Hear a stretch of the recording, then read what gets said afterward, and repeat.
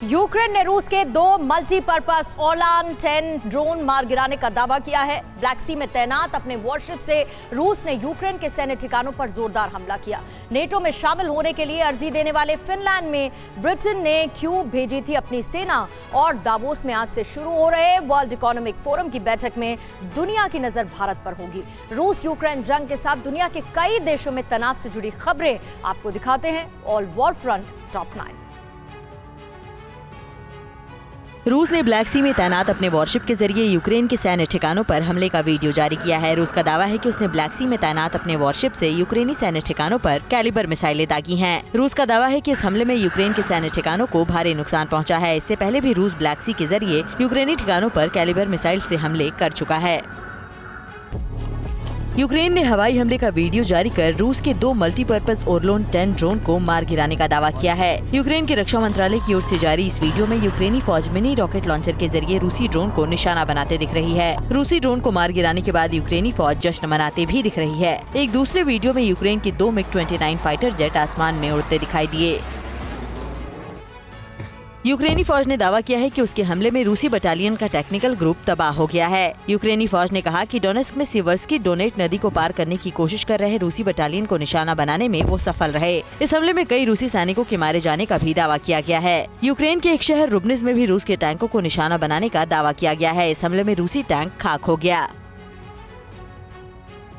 चीन रूस से तनाव के बीच जापान सी में मौजूद अमेरिकी नेवी का 7वां बेड़ा एक्टिव हो गया है। जापान से लेकर फिलीपींस तक अमेरिकी नेवी ने एक्सरसाइज शुरू कर दी है। राष्ट्रपति बाइडेन के एशिया दौरे के दौरान अमेरिकी नेवी की 7वीं फ्लीट फुल अलर्ट पर रहेगी। अमेरिकी नेवी की इस फ्लीट में 70 वॉरशिप और सबमरीन हैं। इसके साथ ही 5th जनरेशन के 150 फाइटर प्लेन तैनात हैं।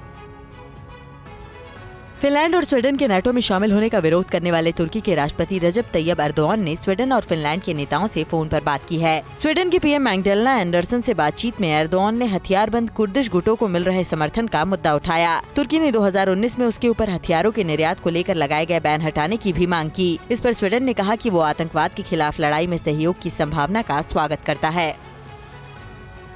फिनलैंड के नाटो में शामिल होने की अर्जी देने के बाद से ही नाटो सदस्य देश फिनलैंड को सैन्य मदद देने में जुट गए हैं। हाल ही में ब्रिटेन ने अपनी सेना को फिनलैंड में संयुक्त सैन्य अभ्यास करने के लिए भेजा था। इस संयुक्त सैन्य अभ्यास में ब्रिटिश सेना ने फिनलैंड की आर्मी को भी ट्रेनिंग दी। नाटो ने इससे पहले ही साफ कर दिया था कि फिनलैंड और स्वीडन की अर्जी पर आगे की प्रक्रिया जारी रहने के दौरान भी उसकी सुरक्षा की गारंटी मिलेगी।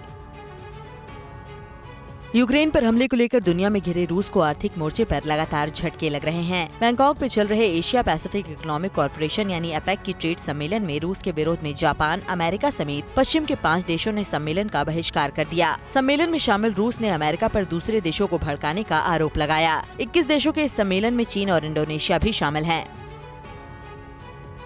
स्विट्जरलैंड के दावोस में आज वर्ल्ड इकोनॉमिक फोरम की बैठक होने जा रही है। भारत की ओर से वित्त मंत्री निर्मला सीतारमण और कई दिग्गज कॉर्पोरेट भी इस बैठक में हिस्सा लेंगे। कोरोना की वजह से बैठक 2 साल बाद हो रही है। ये बैठक भारत के लिए इसलिए भी खास है क्योंकि इन 2 सालों में भारत ने कोरोना की वैक्सीन बनाई और कई दूसरे क्षेत्रों में भी अपनी धाक जमाई है। यरूशलेम में फिलिस्तीनी एक्टिविस्ट और इजरायल पुलिस के बीच हिंसक झड़प हो गई, जिसके बाद इलाके में काफी देर तनाव रहा। पुलिस ने सख्ती से प्रदर्शनकारियों को तितर-बितर किया। हालात को काबू करने के लिए पुलिस ने कई लोगों को गिरफ्तार कर लिया। झगड़ा 2 गुरुओं के अनुयायियों के बीच हुआ और वो थोड़ी देर में हिंसक झड़प में बदल गया। न्यूज़ टॉप 9 रोज सुबह 7 बजे और शाम 7 बजे सिर्फ TV9 भारतवर्ष पर।